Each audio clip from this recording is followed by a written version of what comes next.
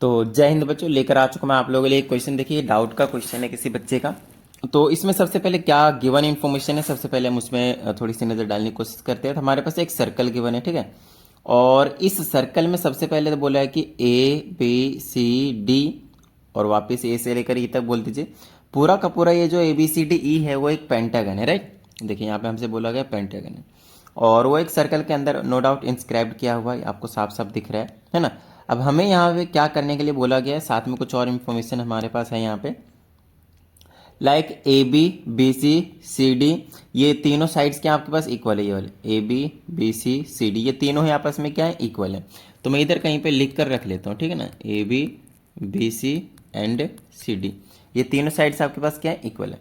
उसके बाद हमसे बोला कि ABC एंगल है वो 132 है। ये वाला जो एंगल है वो साफ साफ दिख रहा है हमें यहाँ पे 132 है। ये इन्फॉर्मेशन अभी तक तो हमें यहाँ तक पता है, ठीक है। अब हमें जो निकालना एंगल है वो देखिए, सबसे पहले AEB निकालना है, ठीक है। क्वेश्चन को करने से पहले एक दो चीज़ें बता देता हूँ जो हम इसमें यूज़ करेंगे। नो डाउट हमने आपको चैप्टर में करवाया हुआ है, इसमें कोई डाउट वाली बात नहीं है, बट फिर भी यहाँ पे बता देता हूँ। अगर आपके पास एक सर्कल है, ठीक है ना, और यहाँ पे आपके पास क्या है, सेंटर है, और कुछ इस तरह से आपके पास ये वाला दिख रहा है, ये वाला, ये लेंथ ऑफ आर्क दिख रहा होगा, या फिर आप कह सकते हो कि ये वाला कोड है ना। एक ही बात है, कोई दिक्कत नहीं, दोनों में से कोई सी कंसिडरेशन में ले सकते हैं। ये दोनों मिलकर कहाँ इस सेंटर पे एक एंगल बना रहे होंगे जो कि मान लीजिए कि x होंगे, है ना। तो अगर यही वाला कोड, अगर यही वाला लेंथ ऑफ आर्क या फिर यही वाला कोड अगर रिमेनिंग पोर्शन पे बनाता है, रिमेनिंग पोर्शन पे कोई एंगल बनाए, यहाँ पे बना रहा है, तो ये जो एंगल होता है वो हाफ होता है। यहाँ पे x था तो यहाँ पे x/2 होगा। या फिर इसी को आप ऐसे कह सकते हो कि सेंटर वाला एंगल डबल होता है इधर वाले एंगल से। तो नो डाउट यहाँ पे अगर 30 हुआ तो ये वाला 15 होगा, या फिर आप ये कह सकते हो यहाँ वाला 15 होगा तो ये 30 होगा। सेंटर वाला डबल होता है। तो एक तो ये थ्योरम हो गया जो आप फ्रिक्वेंटली यूज करने वाले हैं। और क्या यूज करेंगे आप, दूसरा आप ये यूज करेंगे कि जैसे यहाँ पे हमारे पास कोड्स को इक्वल दिया है ना, तो नो डाउट कोड्स की प्रॉपर्टी को आप 100% यूज करेंगे, 100% यूज करने वाले हैं।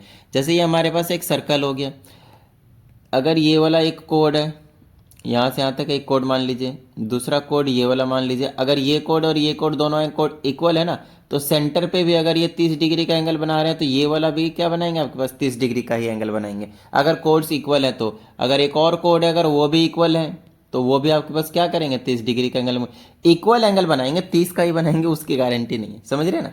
30 का बनाएंगे उसकी गारंटी नहीं, बट हाँ ये एंगल और ये एंगल, ये तीनों ही एंगल आपके पास इक्वल होने वाले हैं, ठीक है। अगर ये तीनों कोड हैं तो नॉट ओनली दिस, बट अगर ये वाले कोड इक्वल हुए, अच्छे समझिएगा, अगर आपके पास ये वाले कोड इक्वल है, फिर से वही वाली कहानी बता रहा हूँ, अगर ये कोड है तो ये सेंटर की मैं बात ही नहीं कर रहा हूँ, अगर ये सरकमफ्रेंस पे बनाए ना तो भी इक्वल एंगल बनाएंगे, ट्रिंग, ये वाला, बिल्कुल नॉर्मल सी बात है।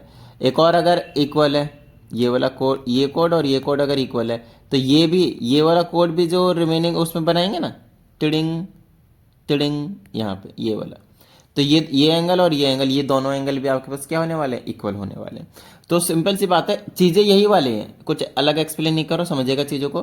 चीज़ें यही वाली, जो सेंटर पे इक्वल एंगल्स बनाते थे वही चीज़ आप कहाँ पे बनाएंगे, सरकमफ्रेंस पे, रिमेनिंग पार्ट पे, इधर कहीं सरकमफ्रेंस पे कहीं पे भी बनाएगा तो वो इक्वल आने वाला है। समझ में आई होगी बात इतनी। इन थ्योरम्स का आप यहाँ पे फ्रिक्वेंटली यूज करने वाले हैं, ठीक है, ठीक है, इतनी बात डन है। अच्छा, वो जो आपके पास है उसके कुछ और नहीं बल्कि angles in the same segment के नाम से जानते हैं। तो ये सारी चीज़ें आपको ऑलरेडी करवा दिया गया है, राइट, ठीक है। अब यहाँ पे जब हम आते हैं तब आपको कुछ चीज़ें पता होनी चाहिए। फॉर एग्जाम्पल, बिना कुछ किए, सबसे पहले मेरे माइंड में जो चल रहा है ना वो मैं आप लोगों को बता देता हूँ, थोड़ा सा इसको बड़ा करता हूँ और आपको मैं समझाने की कोशिश करता हूँ, समझिएगा। बिना कुछ किए मैं यहाँ पे क्वेश्चन नहीं देख रहा हूँ कि क्या दिया और क्या निकालना है, मैं अपनी तरफ से एक ऑब्जर्वेशन बना रहा हूँ, ठीक है। कुछ इस तरह से ऑब्जर्वेशन है, ऐसे और ऐसे इसको लाइन को अगर मैं ज्वाइन करता हूँ तो ये वाला एंगल, ये वाला एंगल और ये वाला एंगल इक्वल होंगे, ठीक है। मैं बिल्कुल क्वेश्चन पे ध्यान ही नहीं दे रहा हूँ, मैं बस आपको ये बता रहा हूँ कि यहाँ से मैं क्या क्या ऑब्जर्व कर सकता हूँ। ये एंगल और ये एंगल इक्वल होंगे क्योंकि ये वाला कोड, ये वाला कोड और ये वाला कोड इक्वल है, ठीक है। इतनी बात डन है। चलिए आगे की बात करते हैं, और क्या ऑब्जर्वेशन बना सकता हूँ यहाँ से वो देख लीजिए। यहाँ से अगर मैं सीधा लेकर जाऊँ इस वाले पोर्शन पे तो ये वाला एंगल हो गया, यहाँ से लेकर आऊँ ये वाला हो गया पोर्शन, और ये वाला कोड है तो ये वाला एंगल, मतलब ये एंगल हो गया, ये एंगल हो गया और ये वाला एंगल हो गया। ये तीनों एंगल आपके पास क्या होने वाला है, इक्वल। क्यों, क्योंकि सर्कमफ्रेंस पे इक्विवेलेंट में बना रहा है, ये रिमेनिंग पार्ट पे यहाँ पे बना रहा है, तो नो डाउट ये वाला एंगल और ये वाला एंगल आपके पास क्या रहने वाले हैं, इक्वल रहने वाले हैं। समझ रहे होंगे बात इतनी को, डन है, ठीक है। इसको आप angles in the same segment कह सकते हैं, चीज़ों को समझिए। Angles in the same segment basically हम इसको ऐसे कहते हैं, जैसे एक कोड ये है तो इसने एंगल एक यहाँ बना दिया, एक एंगल यहाँ बना दिया, तो ये दोनों एंगल इक्वल होते हैं ऐसा। लेकिन अब की बार हमारे पास दो अलग अलग कोड है जो कि इक्वल है, तो कहीं ना कहीं सेम ही बात है, एक ही कोड हो या फिर दो इक्वल कोड्स हो, जो एंगल बनेंगे वो तो इक्वल आने वाले हैं, कोई टेंशन वाली बात नहीं है। तो अभी मैंने आप लोगों को यहाँ पे कुछ ऑब्जर्वेशंस कराए थ्योरम्स के बेसिस पे, अभी मैंने क्वेश्चन को सॉल्व भी नहीं किया, नो डाउट टाइम लगा दिया मैंने, बट ठीक है, यहाँ से चीज़ें आपको अच्छे से समझ में आ जाएंगे और कुछ नहीं, ठीक है ना इतनी बात। चलिए अब हम आगे की बात करते हैं। अब क्वेश्चन में दम नहीं रहेगा, क्योंकि हमने आपको कंसेप्ट जो बता दिया ना, उसके बाद क्वेश्चन में दम नहीं है भाई, तो ज़्यादा टेंशन लेने की कोई ज़रूरत नहीं है अपने को, ठीक है ना। चलिए अब यहाँ पे हम तुरंत क्वेश्चन को सॉल्व कर देंगे। देख लीजिए हमें क्या निकालना है, ए ई बी, हमें क्या निकालना है, ए ई बी। तो ए यहाँ पे है, ई यहाँ पे है, बी यहाँ पे, मतलब ये वाला एंगल, ट्रिंग। समझ में आ रही होगी बात, कौन से एंगल की बात कर रहा हूँ मैं, समझ में आ गई होगी, है ना। यहाँ से लेकर ये वाला, यार ये इधर क्यों आ जाता है भाई, टिड़िंग, अरे भाई चला जा, ये वाला एंगल, इस एंगल की बात कही जा रही है, ठीक है ना। और दूसरा एंगल कौन सा निकालना है, ए ई डी, ए ई डी, ये वाला पूरा एंगल निकालने की बात कही जा रही है। और कौन सा एंगल निकालने की बात कही जा रही है, सी ओ डी, सी ओ डी। तो ये तो मतलब कोई नॉर्मल सी बिल्कुल एकदम बिल्कुल नॉर्मल सा क्वेश्चन है। चलिए सबसे पहले हम इस पे फोकस करते हैं, ठीक है। तो सबसे पहले वाले एंगल पे फोकस करेंगे, इस वाले पे, ठीक है ना, ये वाला एंगल। तो इसको एंगल निकालने के लिए मैं क्या कर सकता हूँ, देख लीजिए, ये जो 132 दे रखा है ना, तो अच्छा यहाँ पे एक और कंसेप्ट का यूज करेंगे जिसको हम बोलते हैं साइक्लिक क्वाड्रिलेटरल वाला कंसेप्ट। समझाता हूँ मैं आप लोगों को। साइक्लिक क्वाड्रिलेटरल किसको कहते हैं वो चीज़ अभी सबको पता होना चाहिए। जैसे हमारे पास एक सर्कल है, इसमें एक क्वाड्रिलेटरल बना लीजिए कैसे भी, टिडिंग टिडिंग टिडिंग, चारों पॉइंट सर्कल के सरकमफ्रेंस पे होनी चाहिए, ध्यान रहे, सर्कल के सरकमफ्रेंस पे होनी चाहिए। तो इसको हम कहते हैं एक साइक्लिक क्वाड्रिलेटरल। क्या कहते हैं, साइक्लिक क्वाड्रिलेटरल। जरूरी नहीं सर्कल के सरकमफ्रेंस पे ही हो, बट साइक्लिक क्वाड्रिलेटरल की कंडीशन ये होती, प्रॉपर्टी ये होती है कि ऑपोजिट एंगल का सम 180 होता है। अगर ये x है और अगर ये y है, then x plus y must be equal to 180, ठीक है। सेकेंडली अगर ये मान लीजिए कि p है, ये वाला एंगल मान लीजिए q है, then p plus q must be equal to 180। समझ में आ रही होगी बात। तो ऑपोजिट एंगल का सम कितना होता है, 180। गॉट इट, ठीक है। अब यहाँ से मैं एक छोटा सा कंसेप्ट बताऊंगा, बड़े ही मजे तरीके से समझ में आ जाएगा, बस हो गया हमारा क्वेश्चन, ठीक है। अब आ रहे हैं मेन चीज पे। तो हम यहाँ पे देखिए ए बी सी ई को ज्वाइन कर लीजिए, फिर से बता रहा हूँ किसको ज्वाइन कर लीजिए, ए बी सी ई को ज्वाइन कर लीजिए, ठीक है। ए बी सी ई को ज्वाइन कर लीजिए, यहाँ ए है, यहाँ बी है, यहाँ सी है और यहाँ से ई है।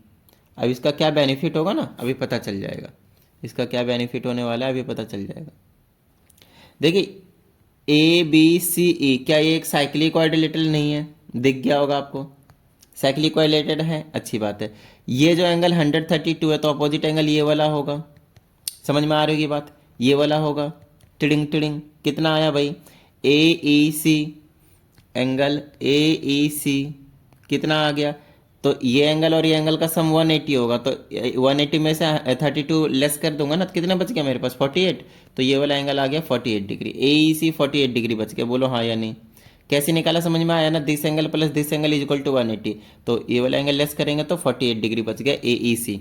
बताइए ए ई सी निकला आपसे, है ना। हमें निकालना था A B, no doubt, but अभी मैंने ए सी निकालना ना, तब बच्चों की तरह काम कर देंगे, टिडिंग टिडिंग, समझ में आ रही है। अब ये पूरा का पूरा कितना एंगल था, देख लीजिए, ये पूरा का पूरा एंगल कितना था, 48 डिग्री। अभी अभी तो हमने निकाला, तो ये वाला एक्स है तो ये भी तो एक्स ही होगा, बोलिए हाँ यानी, क्योंकि ये क्या है, equal codes, equal code subtend equal angle on the circumference of the circle, that's the theorem, ठीक।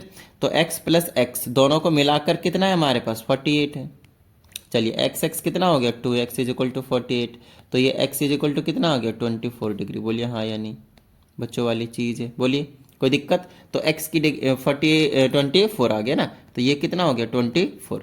दूसरा है ए ई डी, ए है फिर ई है फिर डी है, तो ये तो बहुत आसान है। देखिए ये वाला एंगल भी x ही तो होगा, कोई दिक्कत वाली बात नहीं है, क्योंकि ये भी तो इक्वल है, टिडिंग टिडिंग टिडिंग, ये स्टार्टिंग में बता दिया था। ये x ए एक्स, तो ये तीनों पूछा गया है ए ई डी, तो x प्लस एक्स कितना हो गया, एंगल ए ई डी कितना हो जाएगा, x प्लस एक्स, हमने x निकाल लिया है, 24 कितना हो गया 72 डिग्री। और बताइए कौन सा एंगल पूछा गया है।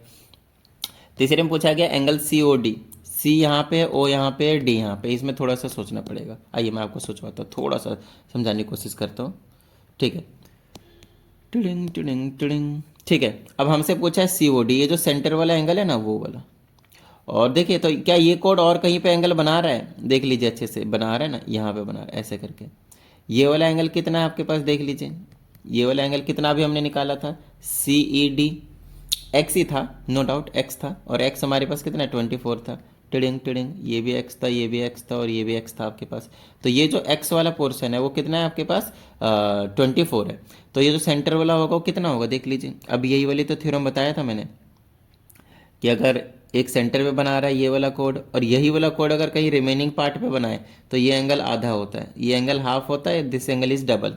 तो ये वाला अगर x है तो ये वाला क्या होगा 2x होगा, ये वाला 24 है तो ये कितना होगा 48 होगा। बोलिए हाँ या नहीं, ठीक है ना, समझ में आई होगी इतनी बात। तो एंगल जो सी ओ डी आने वाला है वो double of angle C E D आ जाएगा, और हमें पता है सी ई डी कितना है आपके पास x है, और x की वैल्यू हमने तभी निकाली रखा है 24, तो मेरे पास आ जाएगा 48 डिग्री। बताइए किसी भी तरह की कोई प्रॉब्लम। और यहाँ पे देखते ही देखते नहीं, बहुत टाइम भी लगा दिया मैंने, बट हाँ इस टाइप के क्वेश्चंस में थोड़ा सा आपको टाइम देकर चीज़ों को, थ्योरम्स को समझने की ज़रूरत है। एक बार आप समझ गए तो मज़ा आना शुरू हो जाएगा। तो उम्मीद करता हूँ आप सभी को समझ में आ गए होंगे ये सारी चीज़ें। और अगर ऐसा है तो फटाफट वीडियो को लाइक कर दीजिए। साथ ही अगर आप इस चैनल पर एक नए स्टूडेंट हैं तो चैनल को सब्सक्राइब करके बेल आइकन को जरूर प्रेस कीजिएगा। चलिए मिलते हैं अगले वीडियो में, प्रैक्टिस करते रहिएगा। जय हिंद।